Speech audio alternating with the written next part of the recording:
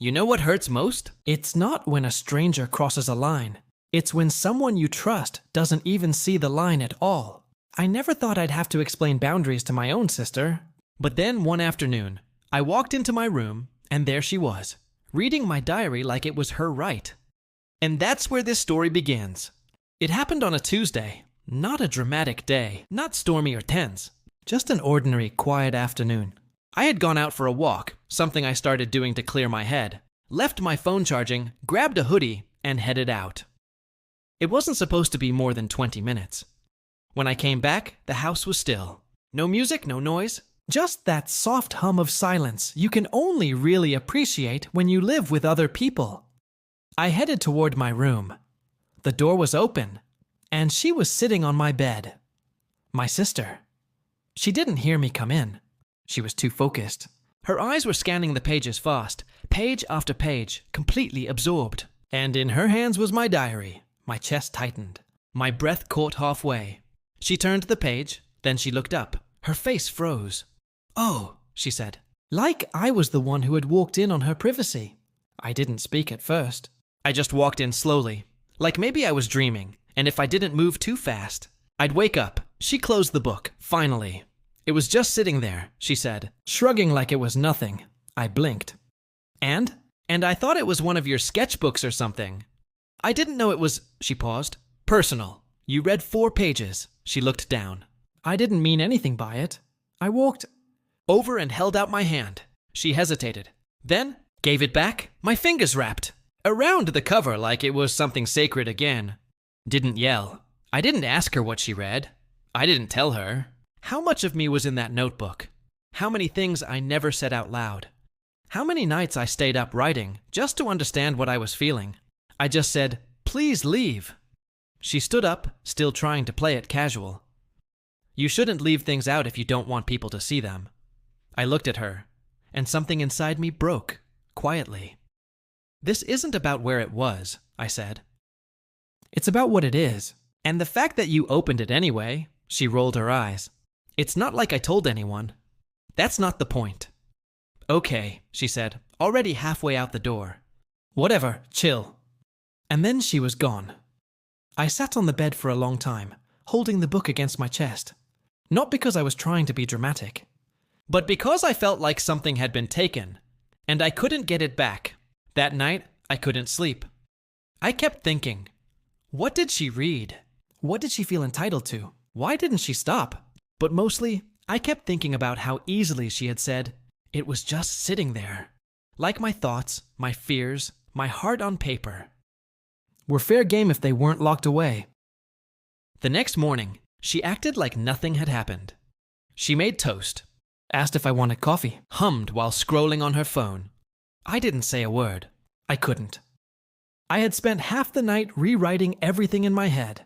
Conversations we'd had, jokes she'd made, boundaries I thought were obvious. Every time I thought I'd calmed down, I'd remember her voice again, that shrug. That dismissive line. It was just sitting there, like I had left my soul on the floor and she tripped over it by accident. I kept the diary under my pillow that night. Not because I was scared she'd take it again, but because it suddenly felt fragile. Like something that needed protection. By noon, she knocked on my door, not gently. She came in without waiting. Okay, she said, arms crossed. Can we talk? I looked at her. You're mad at me, I get it. But like, seriously? It's not like I posted anything. And honestly, she added with a bitter laugh, you wrote about me. What the hell? There it was. Not guilt. Not remorse. Offense. You wrote stuff like I was the villain or something, she went on. I read like 3 pages, and it was all about how I don't respect your space, or treat your thoughts like noise. You don't. So you write it down instead of talking to me? I did talk to you, I said calmly. You just didn't listen, she scoffed. This is so dramatic. Do you even hear yourself? I asked. You invaded my space. Then you read things that weren't yours. Then you're mad at me because of what I felt? I'm your sister. I know. There was a pause. That's supposed to mean something, she added, quieter now. It does, I said. That's why it hurts more. Her face shifted, just a little. I stood up, pulled the diary from under my pillow, and held it. Not like a weapon, but like proof. This isn't a public space, I said. It's not a group chat. It's not a meme. It's the place I go when I don't want to yell. When I want to process before I say something I regret. When I need to feel like someone's listening, even if it's just paper. She looked down. You think I want to feel this way about you? I continued.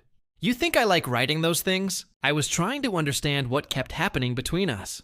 Why I always feel like I have to shrink around you just to keep the peace. Her voice cracked slightly. I didn't know it was that bad. I know, I said. Because every time I've tried to say something, you've laughed. Or rolled your eyes. Or told me I'm being sensitive. A long pause. Then she asked, Do you want me to apologize? No, I said. I want you to understand. Another pause. I'll try, she said. I don't want you to hate me. I looked at her. Really looked. I don't hate you, I said. But I can't pretend this didn't change things. She nodded, then left. That weekend. I packed a bag, just a small one. My laptop, a few clothes, my sketch pad, and the diary. I told her I needed some space. I was going to stay at a friend's for a while. She didn't argue. She just said, Okay, let me know when you're coming back. I didn't answer because I didn't know. That night, I sat in a quiet guest room with a lamp that buzzed softly and a window that looked out onto a different kind of sky. I opened the diary. The last page I'd written still echoed from the corner of the paper. She'll never mean to hurt me. And that's exactly why she does. I closed it, put it in my backpack, and realized maybe I needed more than space. Maybe I needed distance. Enjoying the story so far? Don't forget to like the video and subscribe to the channel. The best part is still coming. 3 months passed. We hadn't really spoken. A few texts, mostly about practical things. Mom's birthday is Saturday. Can you send the Netflix password? But nothing real. Nothing about that day. I stayed with a friend longer than I thought I would. He didn't ask too many questions. Just gave me space, and sometimes food, and once in a while reminded me that healing doesn't always have a name or a deadline. But then came the dinner. A family thing. Cousins, uncles, the usual crowd. A small gathering, supposedly. My mom insisted I come. Said it was important. Said it would be good for everyone. I almost didn't go. But some part of me, maybe obligation, maybe curiosity, said yes. When I walked in, I saw her. My sister. She was helping set the table, laughing at something our cousin said. She looked up and saw me, and I swear for a second, everything in the room paused, just long enough for us to acknowledge the air that hadn't cleared. She gave a half smile. I nodded. That was it. Dinner started. People talked, laughed, passed food, avoided topics no one mentioned. My absence the past few months, no one asked. Why I looked like I hadn't really unpacked in weeks. And no one brought up what happened with the diary. But the silence had weight. She tried to joke with me once during the meal. Said something about how I still pick out the onions from the salad. I smiled politely, didn't answer later. While I was helping clear plates, one of my aunts, quiet, kind, always watching, came up beside me at the sink. I've been meaning to say something, she said softly. I looked over. I heard what happened, she continued. Not the details, but enough. I didn't speak. She placed a dish in the drying rack. You had every right to be hurt, she said. I nodded once. Swallowed something that had been sitting in my throat for months. She doesn't always know when she crosses the line, my aunt added. But that doesn't mean it didn't happen. Another dish. Another silence. You handled it with a lot of grace, she said. More than I think I would have. I didn't know what to say, but her words stayed with me the rest of the night. Not because they solved anything, but because they acknowledged it. And sometimes, that's enough. The new apartment was small. Not the kind of small that feels cramped, just the kind that feels yours. A quiet kind of space, a window with morning light, a shelf that wobbled, a door that stuck in the summer, and a drawer that locked. That's where I put the new journal. Not because I thought someone would find it. Not this time. But because I liked the sound the lock made. That small click.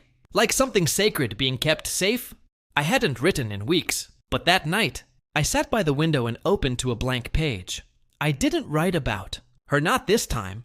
I wrote about stillness, about how healing isn't always a grand gesture.